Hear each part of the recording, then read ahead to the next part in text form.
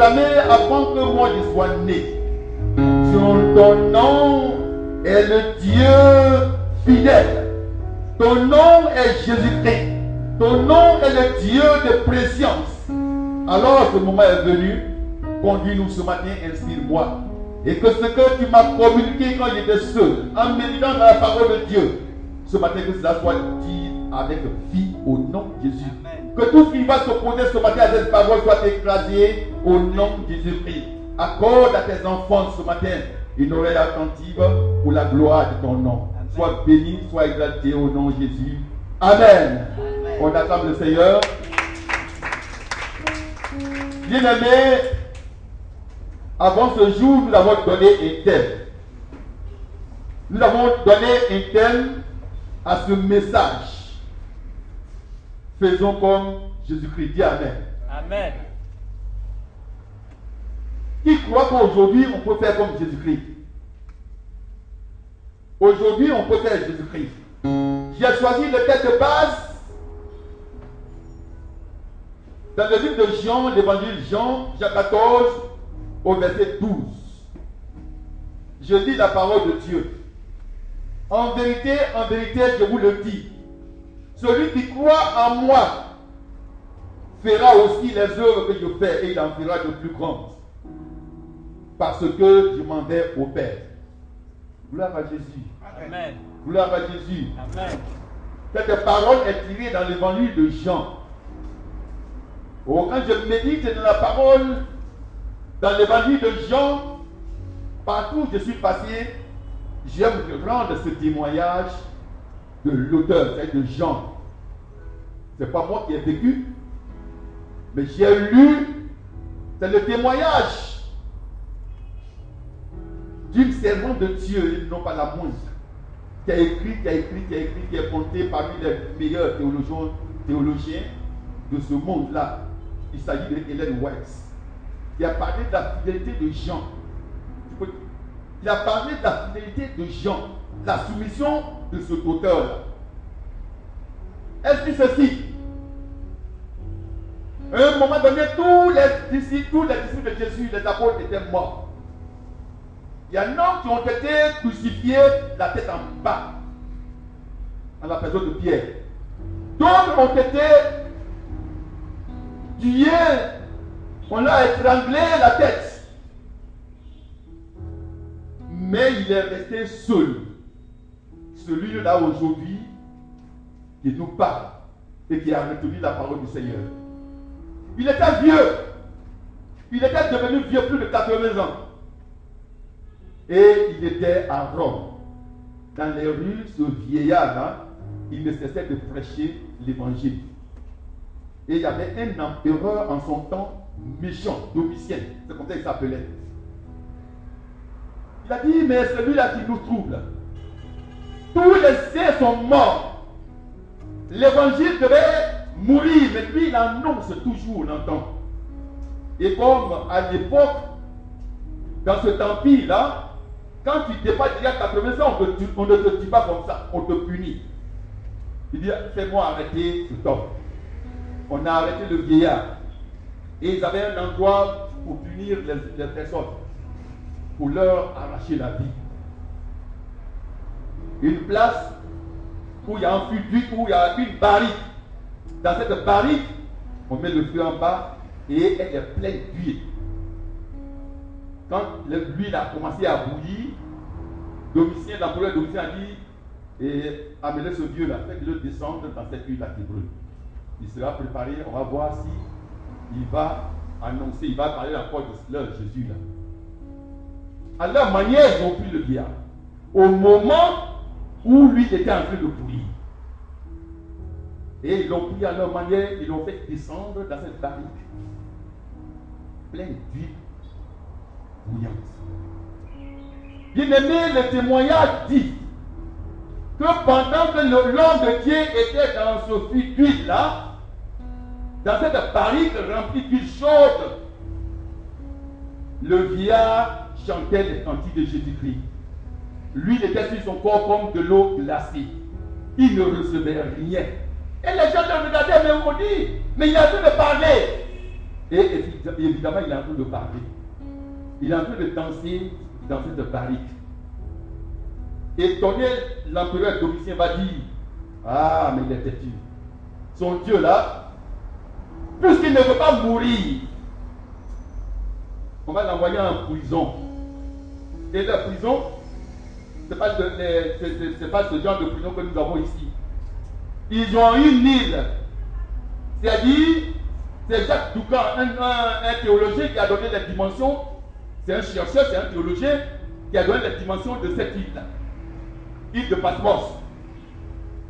3 mètres de large, 80 mètres de long. C'est les rochers, c'est le sable. Non. Et je dis bien une île entourée d'eau. C'est là, Jean sorti de là, de la barrique. On l'a emmené sur cette île-là. Ses amis étaient les rochers, des petits oiseaux, parce qu'il était privé de tout. Qu'est-ce qu'il allait manger? Il dit que l'homme de Dieu est resté pendant 2 ans. Il pleut sur lui, le soleil le frappe, il est là. Et chaque samedi, il célébrait le sabbat. Vous savez, les Juifs sont attachés à cela. Il célébrait le sabbat. Il chantait, il louait son Dieu. Et un samedi matin, pendant qu'il louait son Dieu, Dieu l'a amené à se disposer par la puissance de cet esprit. Il a dit, Jean, serviteur de Dieu, regarde dans l'air. Il regarde dans l'air, le ciel s'ouvre. Et il voit Christ. Il dit, tout ce que tu vois là, il faut écrire. C'est ainsi que, bien aimé, l'Apocalypse de dernier livre de la Bible nous est parvenu. Amen. Amen. C'est ainsi que Dieu a révélé l'Apocalypse, a dicté l'Apocalypse à ce Jean-là, qui a écrit ce dernier livre. S'il n'était pas soumis, s'il n'était pas fidèle à Dieu, peut-être que cette partie de la Bible, nous n'allons pas la voir. S'il a eu peur, peut-être cette partie de la Bible, nous l'allons voir. Moi, je méditais dans l'Apocalypse. Parce que depuis ma conversion, j'étais un nouveau chrétien. Et j'ai commencé à méditer dans le livre Apocalypse. Voilà comment ce livre est venu à nous. Bien aimé, plus tard, Jean va mourir à cet endroit. Mais voilà déjà le désert qu'il a traversé. Je me rends ce témoignage. Dans le texte que nous avons lu, le Seigneur Jésus pose une condition. Il dit, si tu crois, tu feras. Si tu crois, tu feras. Je lis le texte. En vérité, je vous le dis. Celui qui croit en moi fera aussi les œuvres que je fais. Alors j'ai été, cela a créé à moi une foi inébranlable. Si tu crois, tu feras. Et j'ai cherché à comprendre le sens de ces 2 mots. Qu'est-ce que croire veut dire? Le dictionnaire français me dit que croire, c'est avoir confiance. Et faire, c'est égaler. Donc quand je paraphrase la parole du Seigneur, je trouve ceci. Celui qui a confiance en moi, ses œuvres égaleront ce que je fais. Ah, bien aimé. Je dis que cela a créé une forme. Donc pour moi, il faut croire simplement en le Seigneur Jésus-Christ et je ferai les œuvres qu'il fait. Cela m'a motivé et j'ai gardé cette parole-là. J'ai dit, si je crois en Jésus-Christ, si je suis soumis à la parole de Dieu, comme Jean, si je respecte la parole de Dieu, je pourrais imiter le Seigneur Jésus. Je pourrais le prendre pour modèle. Peuple de Dieu, entrons en nous-mêmes et réfléchissons.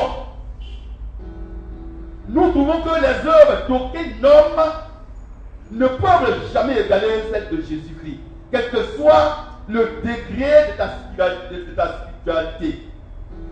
Quel que soit ce que tu es, est-ce qu'un homme peut faire autant de Jésus? Autant que Jésus, je voulais dire. Mais je dis non. Donc voilà ce que le Seigneur voulait dire par cette parole. Voilà ce que le Seigneur veut dire à ses disciples pendant qu'il était dans les derniers jours, parce qu'il allait les quitter. Le travail de ses disciples, il voulait dire simplement que le travail de ses disciples aura une plus grande étendue qui amène. Jésus-Christ a œuvré, Jésus-Christ a exercé son ministère en Israël. Son quartier général au départ était Capernaum. Il allait, il va dans les villages, dans les contrées, il revient à Capernaum. Mais Jésus a dit par cette phrase que ses disciples vont non seulement annoncer, vont faire ce qu'il est en train de faire en Israël, mais aussi au-delà de la frontière d'Israël. Nous voyons que cela est réalisé aujourd'hui. Nous voyons que cela est réalisé aujourd'hui. Ce que le Seigneur a dit est réalisé aujourd'hui parce que la parole de Dieu est annoncée. Non seulement annoncée par les fidèles, par ses serviteurs, mais les miracles accompagnent toujours. Les miracles accompagnent toujours ces paroles. Parce que ce qu'il a dit, il y a de cela plus de 2000 ans, cela nous voyons aujourd'hui se réaliser. Christ continue d'opérer les miracles en dehors de l'Israël. En plus, le Seigneur Jésus ne voulait pas, en plus le Seigneur Jésus-Christ voulait enseigner une vérité. Ses disciples deviendront des témoins pour le monde entier grâce à l'habitation de cet esprit. Je peux lire cela dans Acte 1, verset 8. Acte 1, verset 8, je lis la parole de Dieu. Acte 1, verset 8. Il est écrit, mais vous recevrez une puissance. Le Saint-Esprit survenant sur vous, et vous serez mes témoins à Jérusalem, dans toute la Judée, dans la Samarie et jusqu'aux extrémités de la terre. Au moment où Jésus parlait, c'était en Israël. Mais cette parole s'est accomplie. Le Seigneur nous a envoyé le Saint-Esprit. En nous, la première des choses que l'Esprit de Dieu réalise, c'est d'avoir le caractère de Dieu. Dis Amen. Amen. Le Saint-Esprit venant en nous, venant s'asseoir en nous, ce qu'il nous communique, c'est le caractère de Dieu. Autrement dit, il nous amène à prendre Dieu pour modèle. Dis Amen. Amen. Il nous amène à prendre Dieu pour modèle. Jean a pris Dieu, a pris son Dieu, son sauveur, pour modèle. Voilà pourquoi Dieu l'a protégé. Il y a bien des gens qui ont agi, qui étaient avant lui, sinon qui sont de son époque, mais qui sont morts avant lui. Mais l'Éternel l'a gardé en vie parce qu'il était soumis. Il était beaucoup soumis. Cela nous conduit à la soumission à notre Dieu. Il faut être soumis, bien aimé. Cela veut dire beaucoup de choses. Cette soumission nous permettra de faire de grands exploits.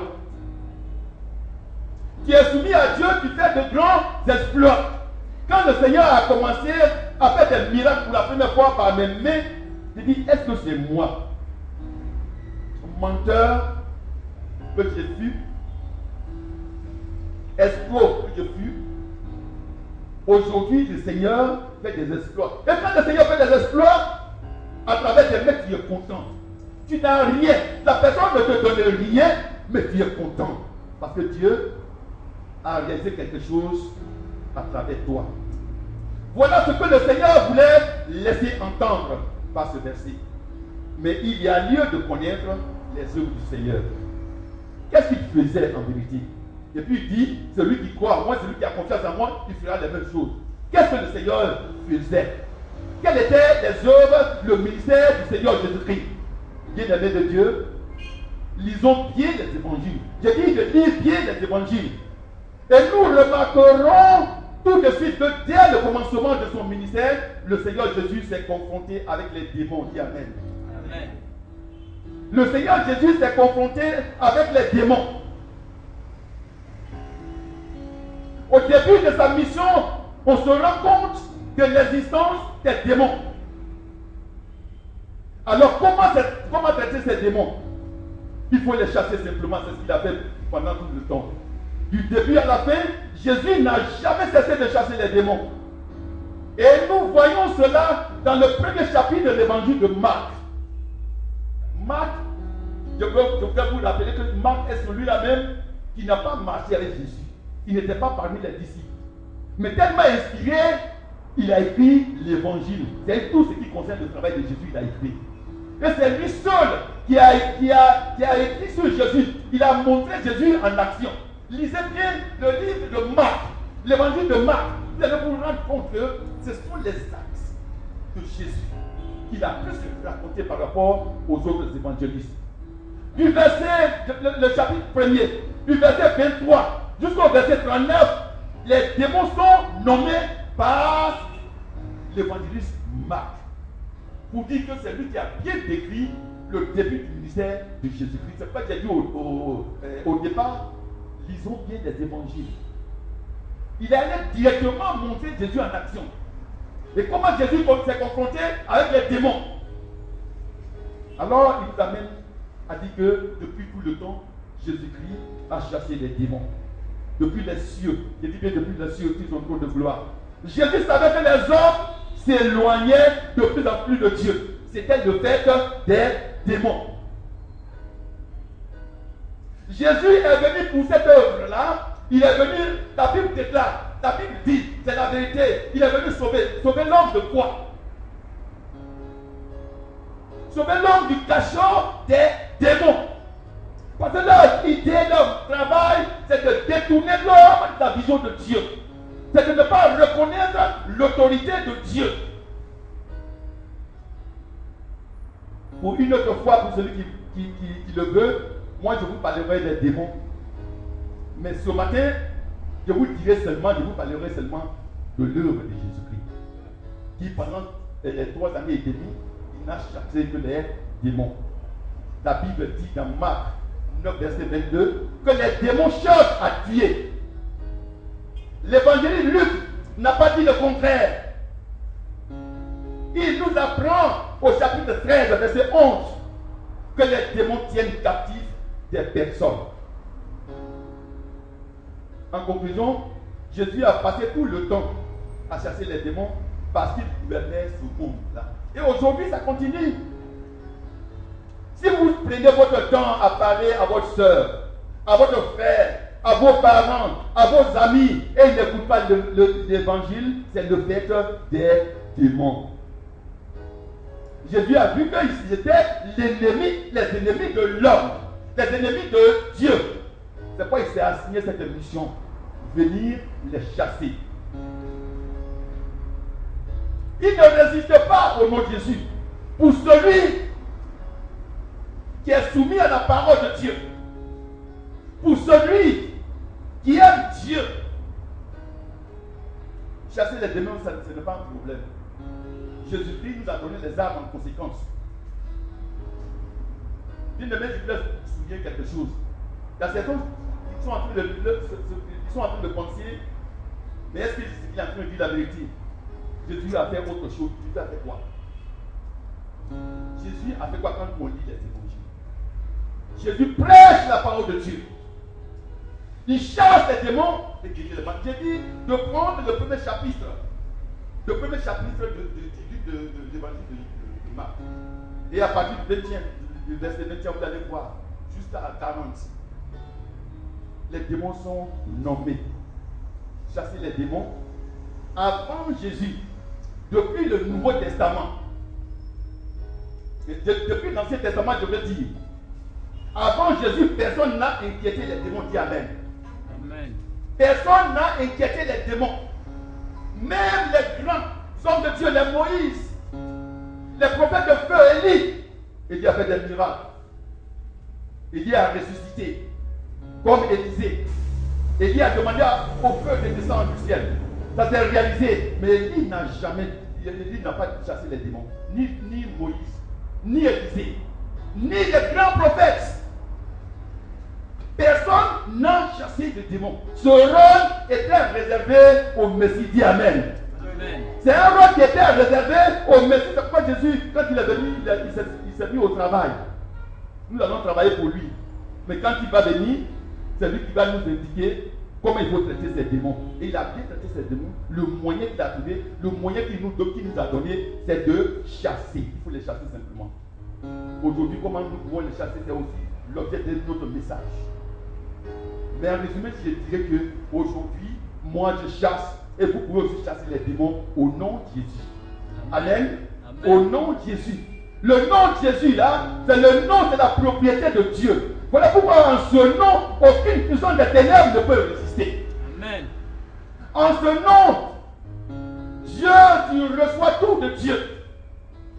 C'est la propriété de Dieu. Je dirais que c'est le cœur de la parole de Dieu. Le nom de Jésus, c'est le nom de Dieu lui-même. C'est Jésus qui a révélé ça pour la première fois dans son livre, dans sa prière sacerdotale. Dans le livre de Jean, c'est Jean encore qui a révélé cela. Jean chapitre 17 à partir du verset 11. Ce n'est pas tout à fait écrit dans les livres que nous avons, dans les Bibles que nous avons lu second là. Si quelqu'un a la version française courant, il peut le lire. Il peut le lire. Pour nous éclairer davantage. Jean 17, verset 11. Jean 17, verset 11. Pour vous dire que ce nom-là, c'est le nom de Dieu le Père qu'il a donné à son Fils. Dis Amen. Amen. Amen. Amen. Peuple de Dieu, ton Seigneur te dit que tu peux le faire.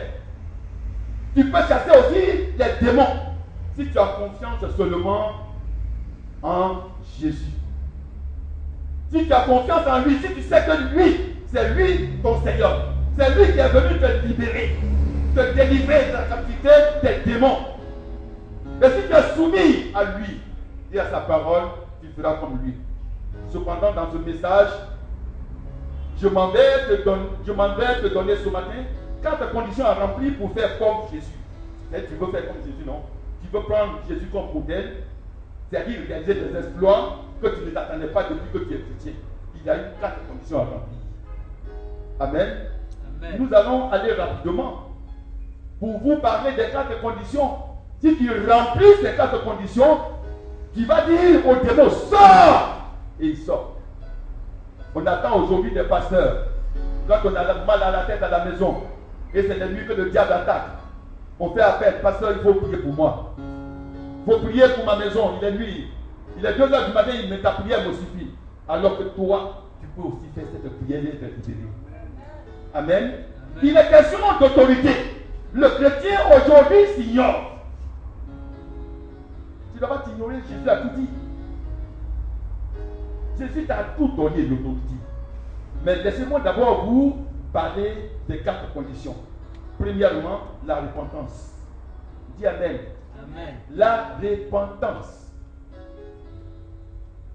Pour t'engager dans cette voie, fais comme Jésus. Ça veut faire des délivrances, chasser les démons, guérir les malades. Tu as accepté Jésus, c'est bon, mais il faut te repentir. Qu'est-ce que la repentance? Trouvons quelques réponses par les prophètes de Dieu et certains hommes et certains serviteurs de Dieu. Quand nous lisons, nous entrons maintenant dans la définition. Nous prenons par exemple Ésaïe 45, verset 22. Le prophète dit, tournez-vous vers moi et vous serez sauvés dans tout. Et vous serez sauvés, vous tous qui êtes aux extrémités de la terre. Le prophète Osée dit au chapitre 6, verset 1, venez, tournons à l'Éternel. Venez, retournons à l'Éternel. Là, nous prenons, retournons à l'Éternel. Et le premier verset d'Ésaïe que nous avons lu, tournez-vous. Ça nous prenons. Luc va dire dans Acte 14, verset 15, nous vous exhortons à renoncer ces choses vaines. Renoncer à ces choses vaines pour vous tourner vers Dieu vivant. Le prophète de Dieu, Zacharie, va dire dans chapitre 1, verset 4.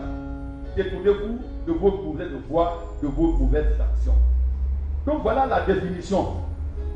Alors, bien-aimés, se repentir, c'est se tourner résolument vers Dieu, dit Amen. Amen. Se repentir, Esaïe dit, c'est se retourner résolument vers Dieu. Prends ton Dieu comme ton guide. Et puisque lui-même dit encore que Dieu est saint, saint et saint, Toi aussi, il faut te satisfier davantage à témoigner du péché. Se repentir, c'est renoncer à toutes les mauvaises habitudes. Tu penses que tu es en train de railler. Quand tu mens, quand tu témoignes, pour que celui qui en face de toi soit condamné. L'hypocrisie. Oh, j'ai peur de beaucoup de choses, mais j'ai peur de l'hypocrisie. Et jusqu'à présent, j'ai du mal à pardonner à l'hypocrite. Tout cela, nous devons abandonner. Tournons dehors de ces choses.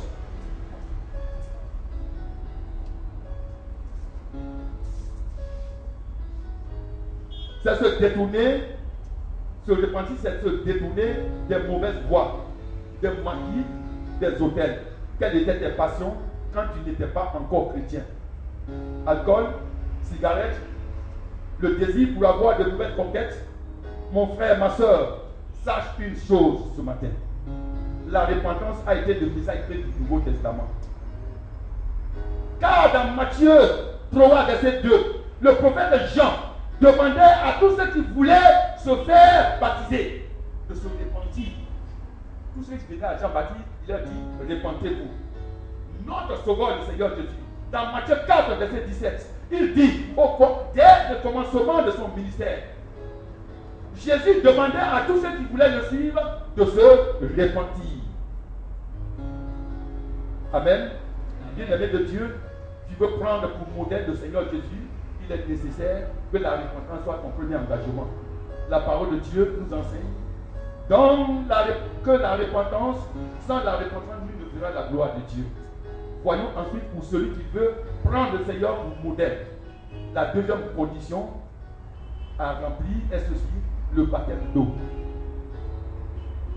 Disons que le baptême d'eau, c'est un ordre que le prophète Jean a reçu de Dieu pour le pardon des péchés. C'est un rituel auquel le Christ lui-même a été soumis. Nous trouvons ça dans Matthieu 3, verset 13 à 15. On n'a pas ce temps pour lire ce passage-là.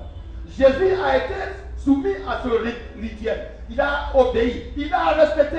Tout ce que toi tu as accepté Jésus, tu ne te fais pas baptiser. Il y en a qui sont dans la maison de Dieu depuis 5 ans, 10 ans, ils ne sont pas encore baptisés. Tu n'es pas membre de l'église de Christ. C'est un acte lié au pardon des péchés. Et le signe visible est l'eau. Nous pouvons lire ça dans Acte 8, verset 36. Quand l'évangile de diable s'est trouvé avec l'évêque éthiopien. Si notre sauveur est lui-même passé par là, pourquoi toi tu peux résister? Obéir. Fais-toi baptiser. Bien-aimé de l'Éternel, tu veux que les œuvres de Jésus, tu veux faire les œuvres que Jésus a faites. Il faut, en troisième point, être revêtu de la puissance de l'Esprit. C'est là qu'il y a problème aujourd'hui. Être revêtu de la puissance de Dieu. Il faut que je dise cette parole-là. Dans le livre de Luc. Dans le livre de Luc. Luc au chapitre 4. Luc au chapitre 4. Verset 14. Jésus, la parole de Dieu dit, Jésus revêtu de la puissance de l'Esprit, retourna en Galilée, et sa renommée se répandit dans tout le pays d'alentour. Jésus-Christ revêtu de la puissance de Dieu. Jésus-Christ revêtu de la puissance de Dieu. Le revêtement de la puissance de l'Esprit est un cachet spécial que le Seigneur met sur son oint pour l'œuvre qu'il lui a confiée. Est-ce que tu as eu ce cachet? C'est différent de la réception du Saint-Esprit. On dit que je suis baptisé dans le Saint-Esprit, mais je parle en langue. Non, tu as eu le Saint-Esprit. Prenons l'exemple même de Jésus de Nazareth. Quand il était dans les eaux de baptême, la Bible dit que le Saint-Esprit est descendu sur lui sous forme de colombe. Il a eu le Saint-Esprit. Mais après ça, Jésus n'est pas allé directement chasser les démons, guérir les malades. Il est allé, il a pris le chemin du désert. Et la Bible nous dit c'est pour aller chanter. Pourquoi? Il y a quelque chose qui s'est passé dans le désert. Pendant les 40 jours, Jésus allait chercher quelque chose de spécial. Chercher l'approbation du Père. Chercher à être revêtu de la puissance de Dieu. C'est différent de recevoir, c'est différent de la réception du Saint-Esprit. Jésus-Christ dans le champ, il faut être revêtu de la puissance de Dieu pour être plus efficace. Sinon, c'est les démons qui vont te frapper. Il faut chercher l'autorité de la puissance du Saint-Esprit. Il faut être revêtu de la puissance du Saint-Esprit. Je voudrais que nous continuions un peu le cas de l'apôtre Paul. Après avoir accepté le Seigneur Jésus-Christ comme son sauveur, lui, le persécuteur, est devenu disciple. Après avoir été baptisé, il a fait un petit tour à Jérusalem et après quoi, il est allé en Arabie pour 3 ans en Arabie. L'Arabie dont il est question, c'est un désert sauvage à l'est de Damas, qui s'étend même jusqu'à comment on appelle ça, à la montagne sainte. Mais c'est dans ce désert, l'apôtre Paul, puisqu'il est humain, il a passé plus de jours. Au lieu de 40 jours, il a passé 3 ans dans le désert. Et la Bible a été muette sur ce qu'il a pu faire. Après son séjour au désert, dans un tel lieu, l'apôtre Paul est revenu transformé. Amen. L'apôtre Paul est venu transformé. Tu veux faire comme Jésus, va dans le désert. Ou bien accepte ce que Dieu t'envoie comme désert. As-tu déjà traversé ton désert? Toi qui veux prendre Jésus pour modèle. Ce n'est pas tout le monde qui peut prendre Jésus pour modèle. Tu veux prendre Jésus pour modèle? Il faut t'attendre à un désert. Le désert peut se présenter aux hommes de Dieu sous plusieurs formes. Oh, que de graves épreuves, que de manquements, que de persécutions. Voilà ce qui est arrivé un peu dans l'Ancien Testament à ces grands hommes de Dieu. Moïse, à un moment donné, quand nous lisons Nombre 11, verset 15, Moïse a dit à Dieu, toi là, pardon, je ne suis pas le seul là que tu as trouvé en Israël pour que je vive tous les malheurs, pour que je sois aussi persécuté. Prends ma vie. Moïse a demandé la mort parce qu'à un moment donné, il ne pouvait plus supporter ce qu'il vivait. Il a demandé la mort parce qu'il était dans le creuset de Dieu. Il était dans le désert. Dans le désert, c'est là il y a abandon. Il y a certains hommes de Dieu, certains servants de Dieu qui abandonnent l'œuvre de Dieu. Parce que c'est le manquement. Mais il faut résister. Dis Amen. Il faut résister. Prenons le cas du serviteur de Dieu. L'homme de Dieu, celui qu'on appelle le prophète de feu. Élie demanda la mort quand il n'en pouvait plus dans 1 Roi 19, verset 4. Voilà cet homme.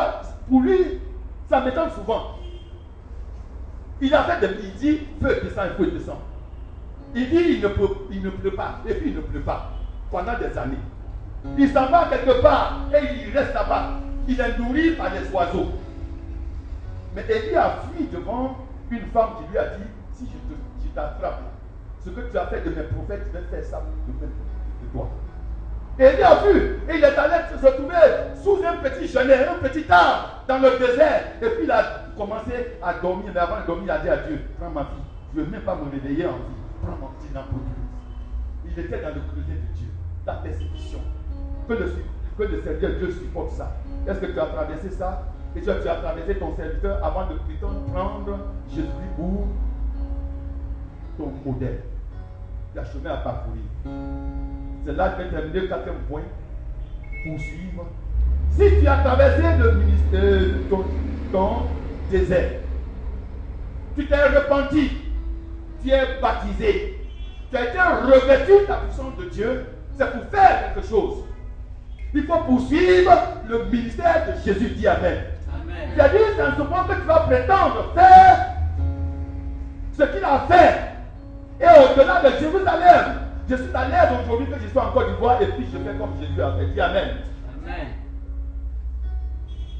Il faut poursuivre le ministère de Jésus. Dans les évangiles, le ministère de Jésus est mieux présenté dans le verset de Matthieu 4, verset 23. Matthieu 4, verset 23. Ce verset qui résume le ministère de Jésus-Christ. Matthieu, chapitre 4. Il faut que je dise cela rapidement.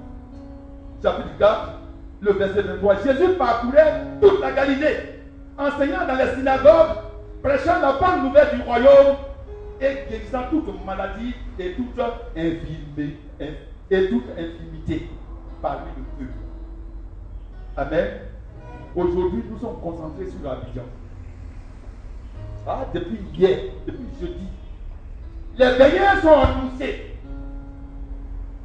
Les temps de prière sont annoncés à Abidjan. Mais je n'ai pas entendu une seule annonce qui dit que dans telle région de la Côte d'Ivoire, dans tel village, nous allons partir parler un peu à nos parents. Tout est à Abidjan.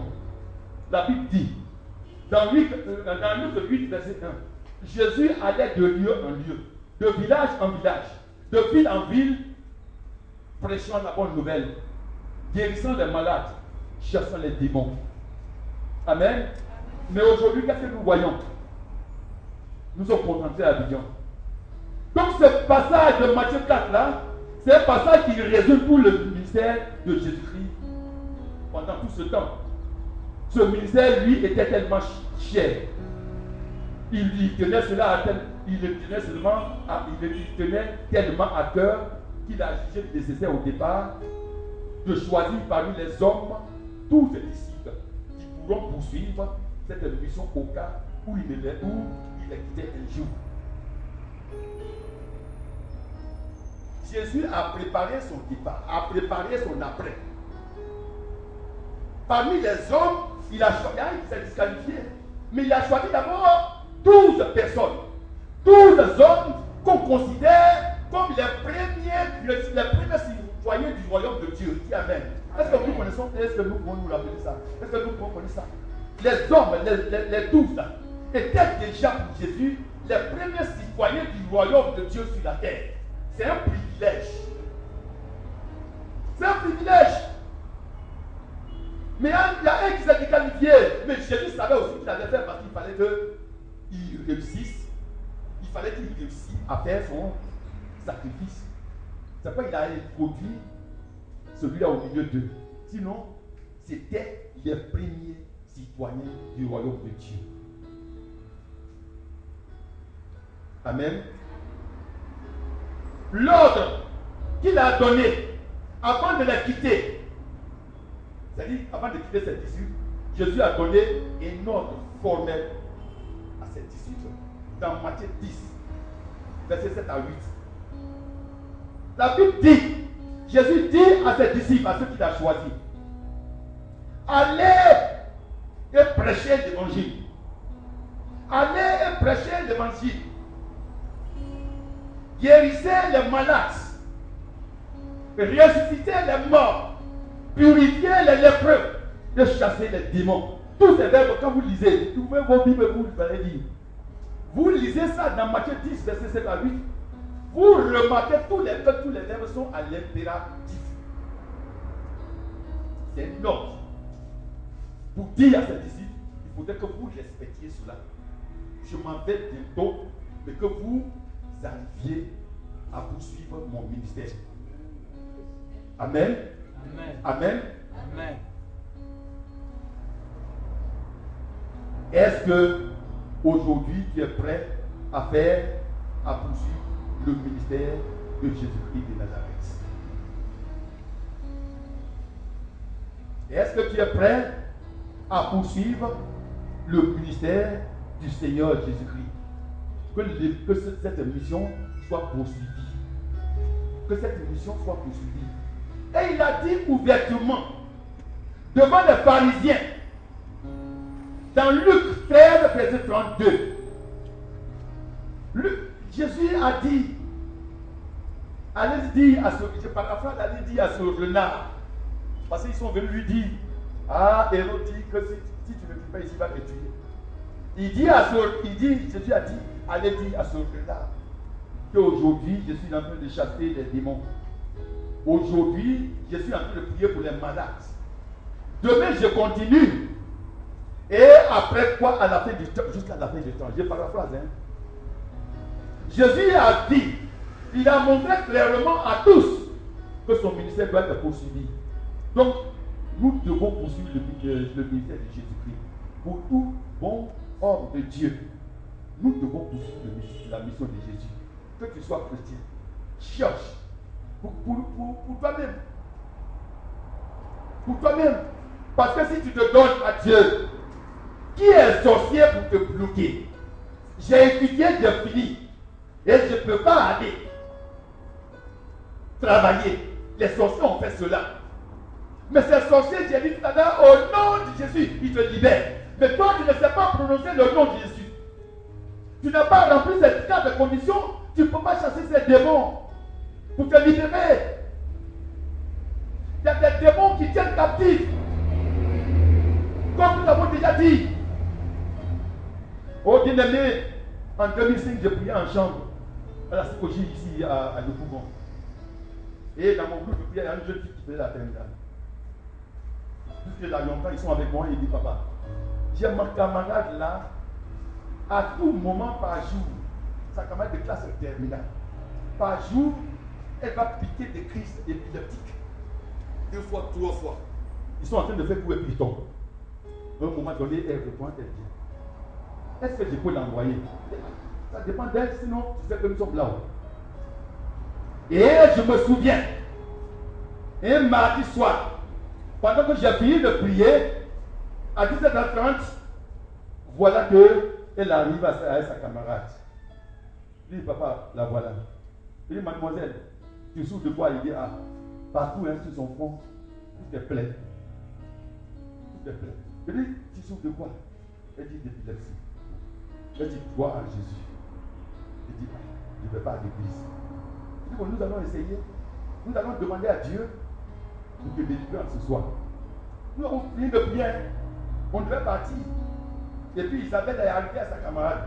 Elle dit, mets-toi au milieu, assois-toi. Et nous étions 4 en tournant. Et essayons de faire le tour autour d'elle. De faire la ronde autour d'elle. Je dis, nous allons prier. Et je recommandais sa vie à Dieu. Elle ne connaît pas Christ. Mais nous allons demander à l'Esprit de Dieu de la libérer. Nous avons prié, j'ai dit, bon, je vais terminer. J'ai dit que je vais terminer. J'ai commencé à prier. Et à l'instant, elle a commencé à assise, mais elle a commencé à chanceler, à tourner sur elle. Comme, oh, je ne sais pas comment décrire. Elle a commencé à tourner. Et tout est tombé. J'ai essayé de la saisir et invoquer le nom de Jésus. À l'instant même, elle a été délivrée. Elle n'a plus parlé de l'électricité dans sa vie.